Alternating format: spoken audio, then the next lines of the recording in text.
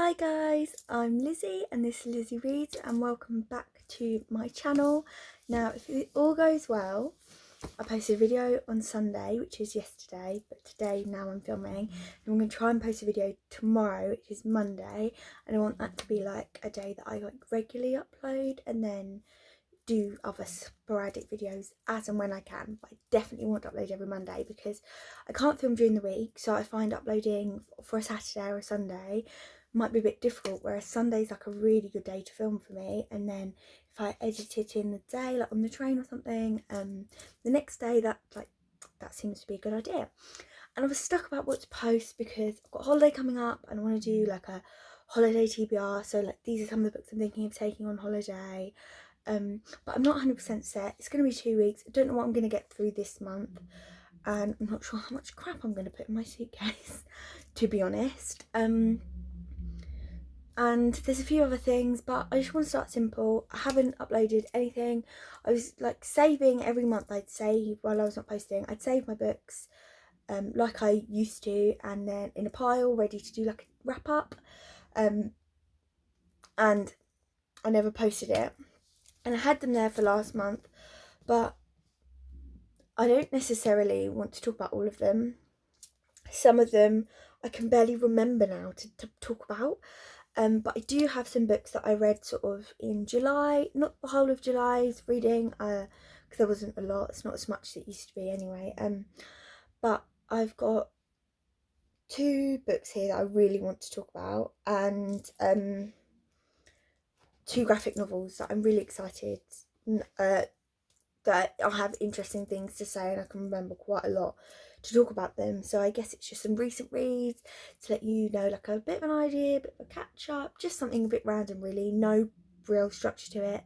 And obviously hopefully at the end of the year I will be able to sorry, I'm just picking something up that's fallen over that I don't want to break. I will try and do some like favourites and like fails or something. I don't know what I'll do with that, but yeah, I'm just gonna talk about these books today. I'll just really hurt my finger. First book I want to talk about is How to Stop Time by Matt Haig. Now this is a book that's been out for a couple of years now, I think. When was it published? Paperback was published in 2017. And it's about a young man called Tom Hazard, and he does grow old, but he grows old very, very slowly, and he's born in, I'm not sure when he was born, I can't remember, but it was pre-Shakespeare, because Shakespeare's in it.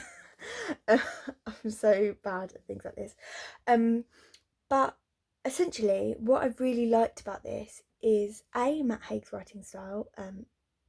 Loved his writing, never read anything by him before, avid follower of him on Twitter. I've met him and he was very friendly at a work event, and he was very friendly, very kind, very interesting. So I've been a follower of his for a while. I've had this on my shelf for a while.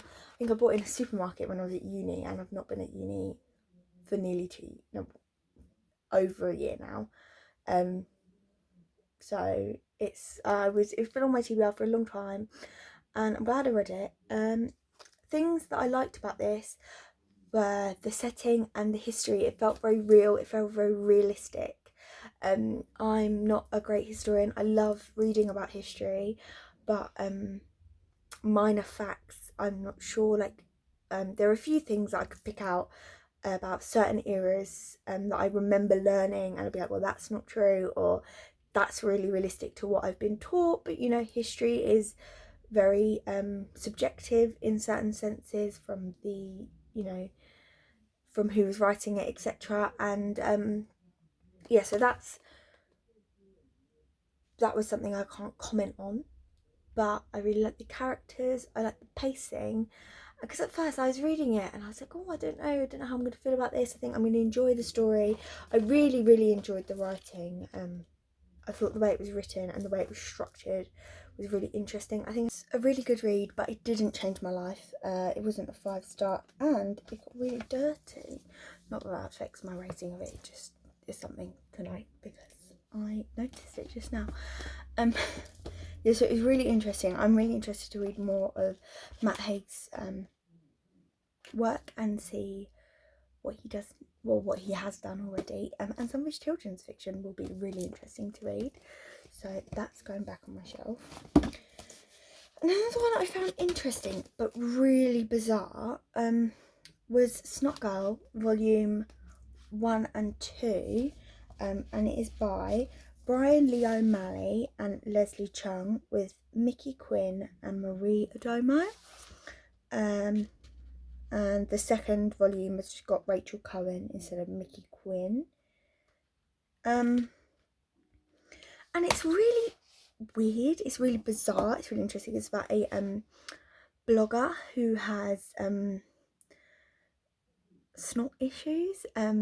She is a very insecure person. She is very interesting, but she is definitely very insecure, and there are these moments of blackouts where all these things happen, and yeah, it's taking a dark turn, but there's only volume 1 and 2 out, so I can't really tell what I make of it as of yet. I'll be interested to see where the story goes, but it might be one of them that doesn't make sense straight away. And I don't really have much to say because it was just the 2 graphic novels, but I really like the colours, and found it quite funny in places. That was it was very obviously green, a lot of green in there because of the snot, but it was very interesting. And I did a very interesting different graphic novel. I've not read many, to be fair.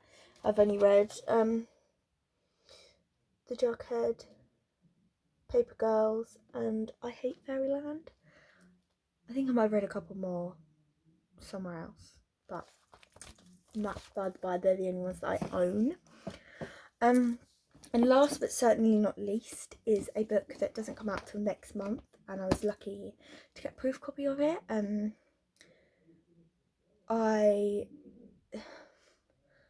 I don't even know where to begin with this book, and I think it was very much due to the fact that it was tied to lots of emotions, the way I feel about that, and that is Postscript by Cecilia Ahern, who is an Irish writer. I've read a lot of her stuff.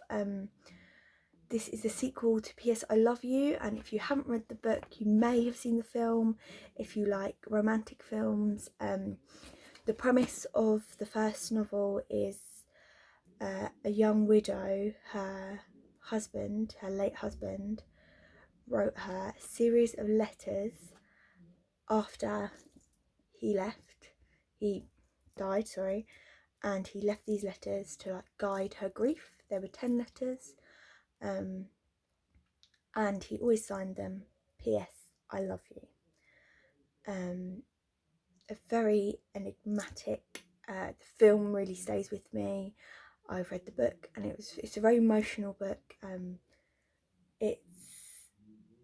I just loved it. I loved the first book. I felt very connected to the characters. I think it moved me quite a lot. I think that was the main part of it. I found it very moving. And when I found out there was a sequel coming out, I was like, I really, really want to read this straight away. So as soon as I had got hold of this, I read it and adored it. Honestly, I adored every single moment of it. It entails the moving on of her life, like the moving on, not past Jerry, her late husband, Holly, the main character's called Holly, not past Jerry, but just continuing of her life. And it wasn't entirely about new relationships. There was an element of that, but it didn't take over. So it wasn't like this story of grief was now fine because she had a new partner. It is very much that is part of it, but that's almost like a subplot. The main plot is that she meets a group of people who have heard about Jerry's letters and want to emulate that for their families as they are all terminally ill. And Holly has conflicting emotions about this, understandably so, but this aspect of the story was so moving. Like, I found it so incredibly moving.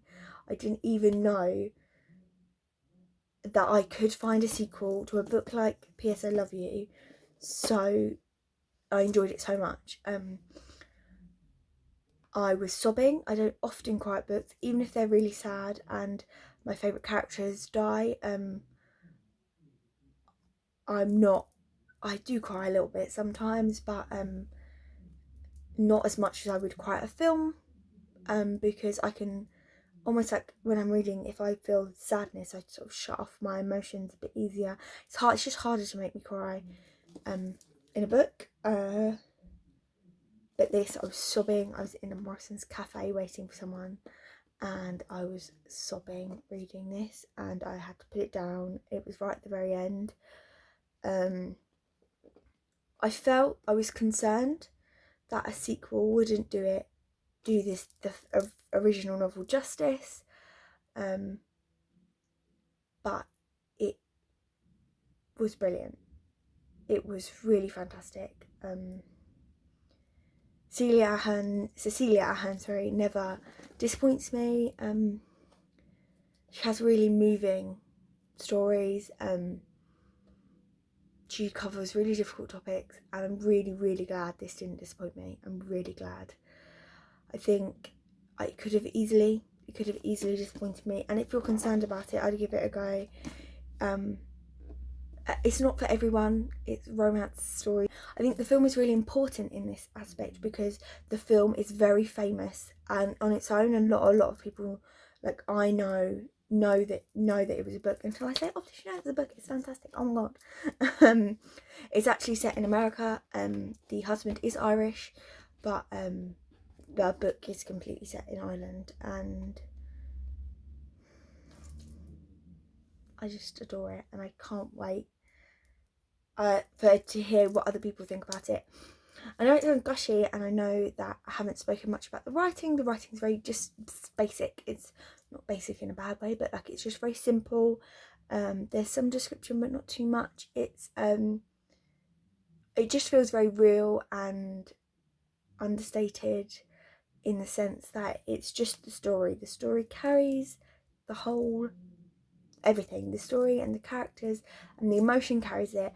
And if I wasn't connected to the first book, obviously things might be different and it might not be for everyone, but I really felt so emotional reading it, and I had to give it 5 stars. It's fantastic. It's completely battered, and I'm the only person that's read this copy. I haven't lent it to anyone. It's fantastic. And on that note, I'm gonna think about it some more, have a few tears, probably not, but that's not the point.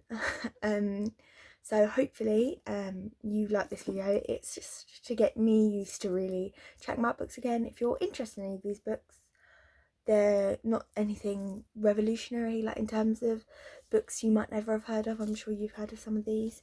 But if you have any recommendations, any Matt Haig recommendations, anything you want to chat, you say, oh Lizzie, I can see a book in your corner that I really liked. But these books are actually a little bit different for me because obviously I just love fantasy. Not I've read much recently, but not read much of anything. Thank you so much for watching this video. If you fancy chatting with me, please do, and I'll see you soon.